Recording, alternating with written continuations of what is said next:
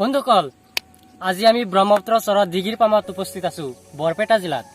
এই দিগিৰ পামত সৌন্দৰ্যবিলাক আপোনালোকক দেখুৱাবলৈ যত্ন কৰিম আমি। কিমান ধুনীয়া প্ৰাকৃতিক দৃশ্য চাওক, কিমান বালি আৰু বালি বালি বালি কিমান ধুনীয়া হৈ আছে। ইফালে বেলিটো আপোনাৰ কেনেকৈ ডুব গৈ আছে চাব আপুনি। এই ৰামধেনুতকৈ যেন ধুনীয়া চাব আপোনালোকে।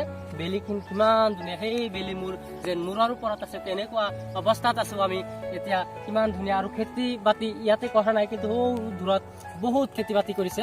আজি আমি এটা বিশেষ প্ৰতিবেদন বনাবলৈ আহিছো, কিয়নো প্ৰতিবেদনত আমি এয়াই উল্লেখ কৰিম যে চৰ চাপৰিবাসী মানুহে, বিশেষকৈ মিয়া মানুহে কি ধৰণৰ অসমীয়া সমাজ জীৱনত কেনেকুৱা অৱদান আগবঢ়াই আছে, আৰু এই ব্ৰহ্মপুত্ৰৰ বুকুত পৰি থকা হাজাৰ হাজাৰ বিঘা মাটি যদি ভাল কামত ব্যৱহাৰ কৰাব পাৰিলে, অথবা প্ৰতিটো মাটিত যদি ভূমিত যদি খেতি কৰিব পাৰিলেহেঁতেন, তেনেহ'লে ইয়াৰে মানুহ এই চৰ চাপৰিবাসী মানুহ কিমান উন্নত হলাক হয়, আৰু অসমখনক কিমান আগুৱাই লৈ যাব পাৰিলেহেঁতেন, সেয়া আমি ভাষাৰে ক'ব নোৱাৰিম।